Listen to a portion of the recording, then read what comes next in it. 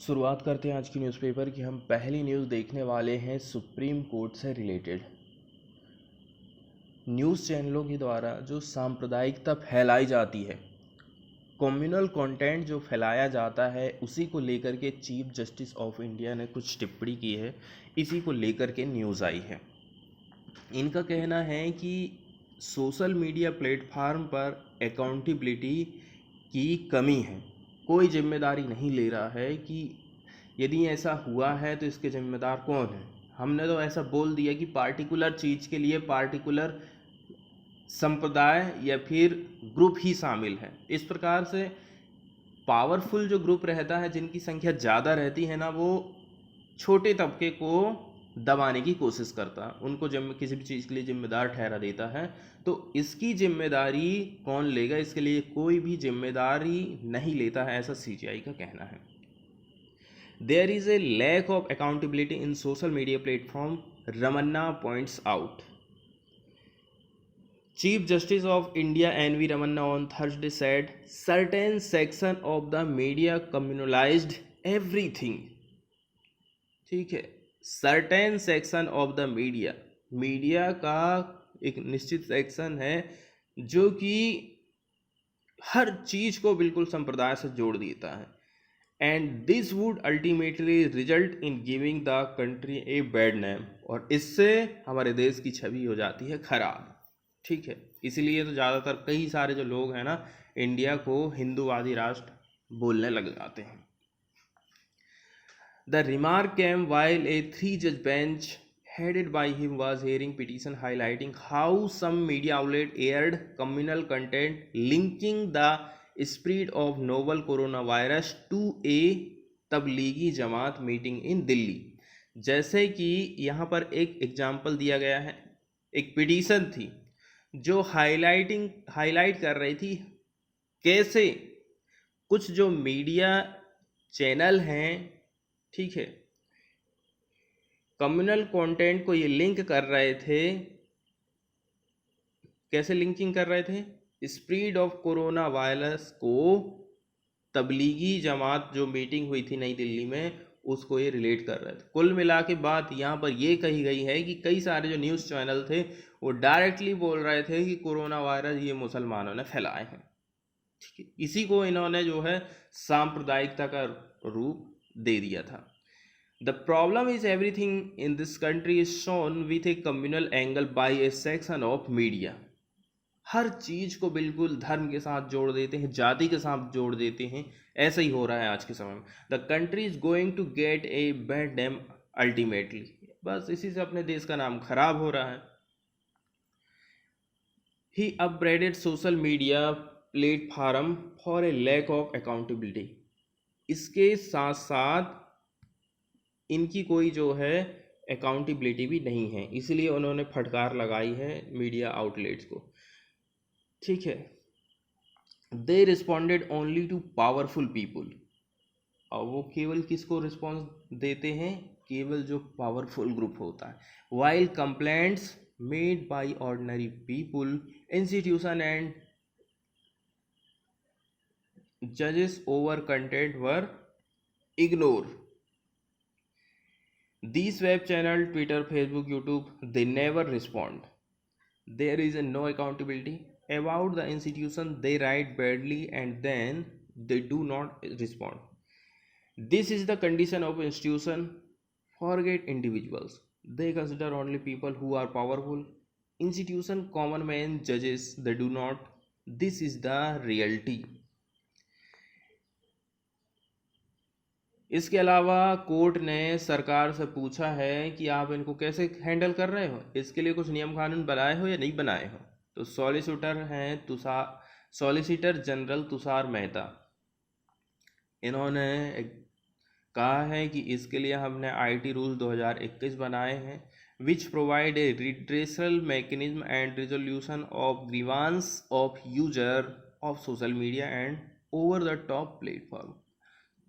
ये जो है हैंडल करता है लोगों की समस्याओं से, ऐसा कहना है सॉलिसिटर जनरल तुषार मेहता का। सरकार की तरफ से इन्होंने आंसर दिया था। अब इसमें आईटी रूल 2021 की बात की गई है, तो थोड़ी सी जानकारी हम इसके बारे में देख लेते हैं।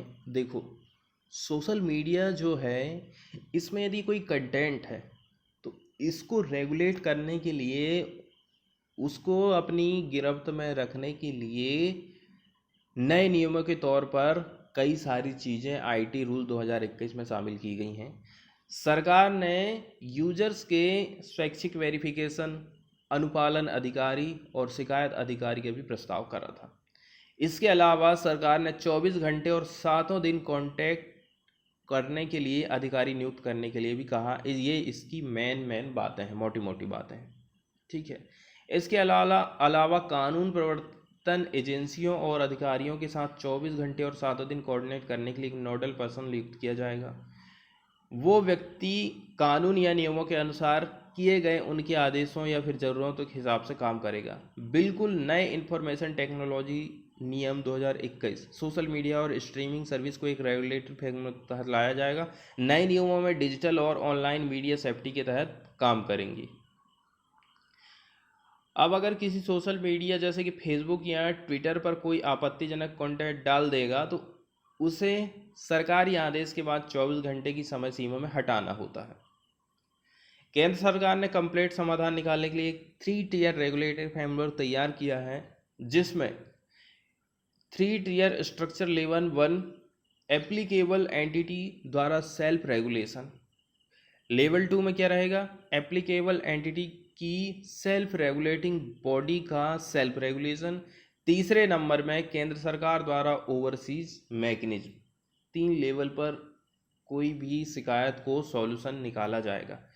ऐसा कंटेंट जो देश की संप्रभुता और अखंडता को प्रभावित कर सकता है, ऐसा कंटेंट जो कि राज्य की सुरक्षा के लिए खतरा या धमकी भरा है, ऐसा कंटेंट जो कि भारत के मित्र देशों के संबंध के लिए हानिकारक है, उसको दिखाया नहीं जाएगा। जैसे कि कई कई मूवीज़ में होता है ना, वैसे सीन को हटा दिया जाता है। सरकार के लिए नए ऑनलाइन कंटेंट प्लेटफार्म को सावधान करते हैं कि वो देश की संप्रभुता और अखंडता को प्रभावित ना करे।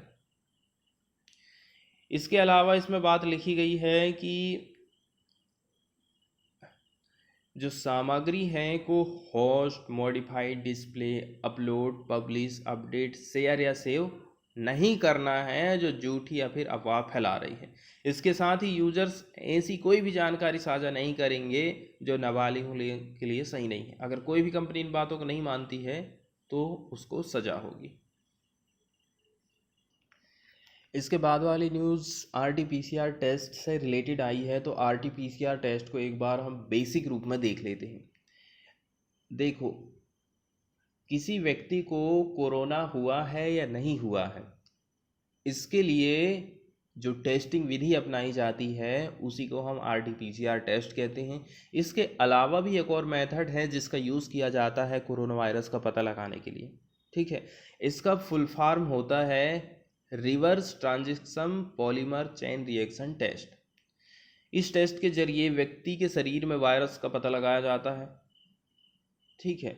मेनली इसमें हमारी बॉडी में वायरस का RNA है कि नहीं है ये पता लगाते हैं। जब जांच होती है तो शरीर के कई हिस्सों से हम सैंपल लेते हैं, लेकिन ज़्यादातर सैंपल नाक और गले से म्यूकोजा के अंदर वाली परत से स्वैब लिया जाता है। इसलिए तो आपको मुंह खोलने के लिए कभी नाक से वो सैंपल लेते हैं, ठीक है। RT-PCR टेस्ट की रिपोर्ट आने में नॉर्मली 6 से 8 घंटे का टाइम लगता है, कई बार इससे ज़्यादा भी टाइम लग सकता है। RT-PCR टेस्ट आपके शरीर में वायरस की मौजूदगी का पता लगाने का सक्षम तरीका है। यही तो कारण है कि लोगों में कोरोना वायरस के लक्षण सामने ना आने के बावजूद भी ये टेस्ट पॉजिटिव आ जाता है। लेकिन आगे चलकर वायरस के कोई लक्षण सामने आएंगे या नहीं आएंगे, या फिर वायरस कितना गंभीर रूप लेगा, इसके बारे में RT-PCR टेस्ट नहीं बताता है। इसके अलावा कोरोना वायरस का पता लगाने के लिए रैपिड एंटीबॉडी टेस्ट भी किया जाता है। जैसे कि नाम से ही क्लियर है कि ये टेस्ट रैपिड है, मतलब तेज़ी के साथ में रिजल्ट देता है और शरीर के अंदर एंटीबॉडी का पता लगा लेता है। जिन लोगों को कोरोना का संक्रमण हुआ, उस वायरस से लड़ने के लिए हमारा इम्यून सिस्टम काम करता है। उस वायरस से लड़ने के लिए शरीर में एंटीबॉडी बनने लगती है और नॉर्मली एंटीबॉडी 5 से 6 दिन के बाद बनने लगते हैं और 6 से 8 हफ्ता तक बनते रहते हैं। कभी कभी इससे ज़्यादा टाइम भी लग सकता है। नॉर्मली सेकंड वाला जो वीक रहता है उसमें एंटीबॉडीज बनना शुरू हो जाते हैं और कई दिनों तक बनते रहते हैं। इसी वजह से इस टेस्ट का यूज़ संक्रमण के दूसरे हफ्ता में होता है। जैसे कि मुझे इस वीक में कोरोना हुआ है तो अगले वीक में एंटीबॉडी बनना चालू हो जाएगा और एंटीबॉडी का ही पता हम लगाते हैं इस टेस्ट के अंतर्गत।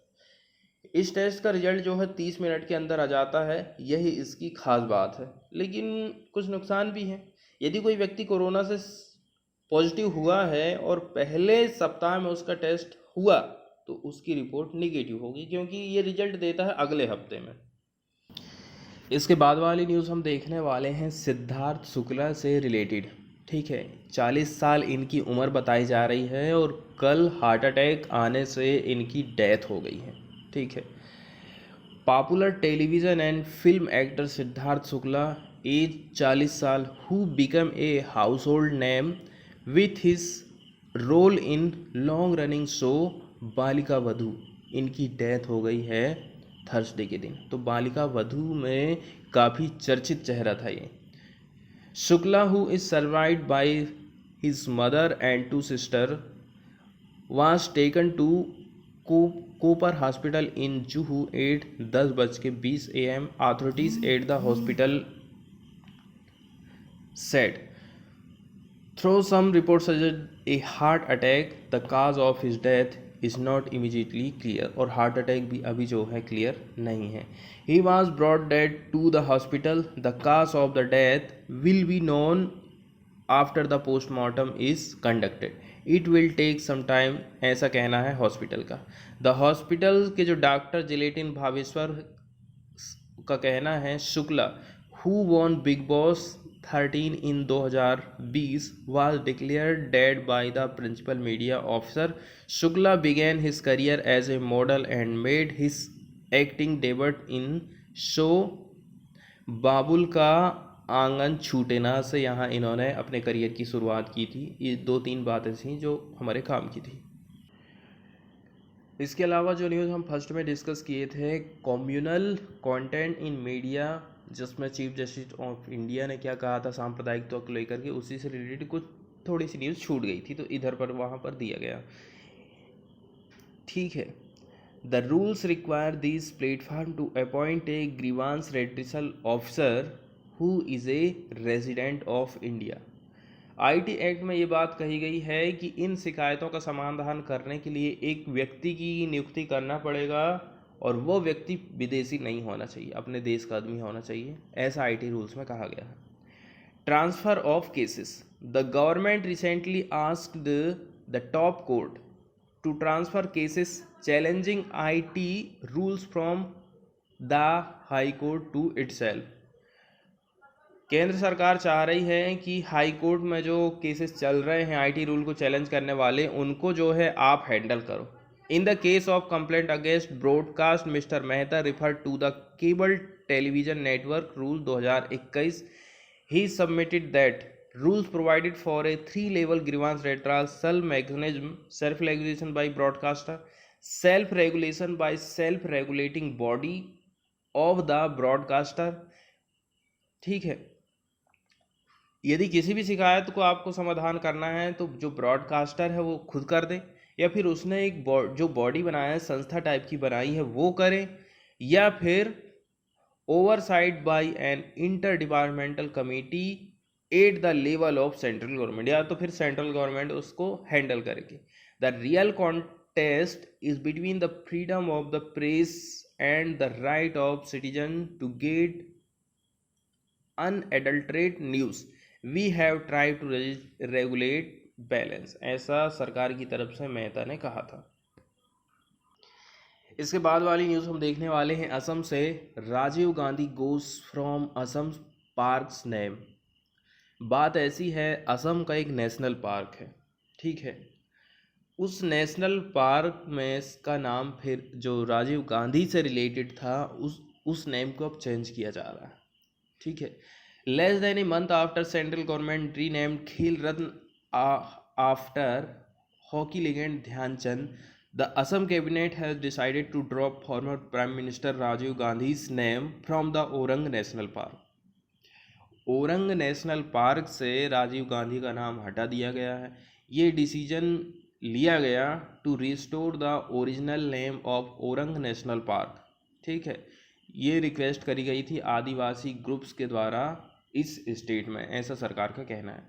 Government spokesperson Piyush Hazarika said after a cabinet meeting the Assam Pradesh Congress committee condemned such petty attitude.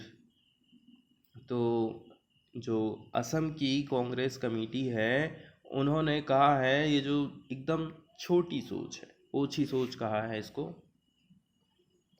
जैसा कि यदि हम इसका ओल्ड नेम देखें ना तो ओरांग राष्ट्रीय उद्यान को राजीव गांधी ओरांग राष्ट्रीय उद्यान के नाम से इसको जाना जाता है। असम के दर्रांग और सोनितपुर जिलों में ब्रह्मपुत्र नदी का जो उत्तरी किनारा है उस पर 78.81 वर्ग किलोमीटर एरिया में ये फैला है।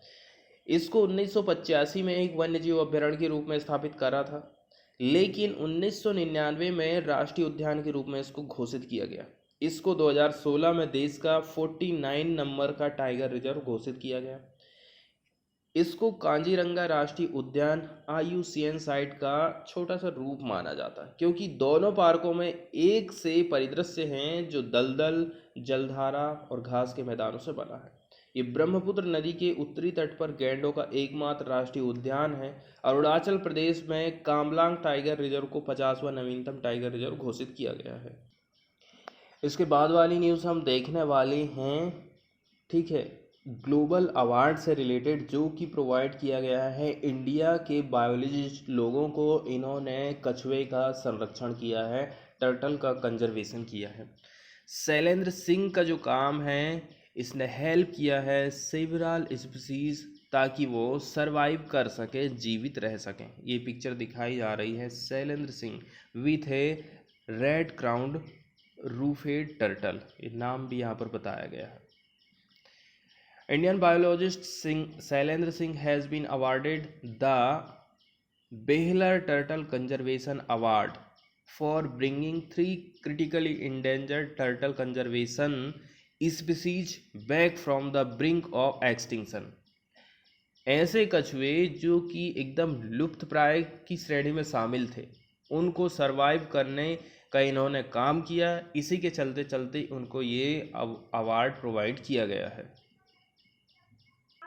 यदि हम इस अवार्ड के बारे में थोड़ी सी जानकारी देखें तो सबसे पहला जो अवार्ड है वो 2006 में प्रोवाइड किया गया था। पहला अवार्ड मिला था एडवर्ड ओ मॉल को, जो कि USA के थे। 2007 में सेकंड अवार्ड मिला, ये भी USA को गया था, वाइटफील्ड गिबन्सन को। ठीक है, और यदि हम बात कर लें 2021 की तो ये 16वें नंबर का अवार्ड था, शैलेंद्र सिंह को मिला, ये इंडिया से हैं। इसके पहले 2020 में 15th अवार्ड जेम्स ओ जुबिक, ये अमेरिका के थे। इसके पहले चाइना को ये अवार्ड मिला था। कुल मिला के यदि हम देखें ना तो ये जो अवार्ड है सालाना तौर पर दिया जाता है। द अवार्ड इज को presented by the turtle survivor alliance TSA। इसके साथ साथ IUCN SSC tortoise and fresh water turtle specialist group. इसके अलावा टर्टल कंजर्वेंसी, ये सभी के द्वारा को प्रेजेंटेड किया जाता है। And turtle conservation fund, the 4 organisation most closely tied to the turtle conservation legacy of John Behler. ठीक है, the award was established by Anders Rhodin and Rick Hudson in 2006। ये व्यक्तियों के द्वारा इस अवार्ड की स्थापना की गई थी। with the TSA and TFTSG as co-presented from 2006 से लेकर के 2013 and joined in 2014 by the TC and TCF as co-presenter। साथ में काम करने वाले कब कौन जुड़ा, कौन सी संस्थाएं जुड़ी, इसके बारे में यहाँ पर दिखाया गया है। यदि हम बात करें ये जो अवार्ड है, the award honours and commemorates the memory of the legacy of John L. Behler उन्हीं के नाम पर ये अवार्ड रखा गया है, उनको सम्मान देने के लिए ही ये नाम रखा गया है। ये एक फॉर्मर क्यूरेटर ऑफ हर्पेटोलॉजी थे एट द ब्रोनॉक्स जू में, ठीक है, wild life conservation society New York पर 1943 से 2006।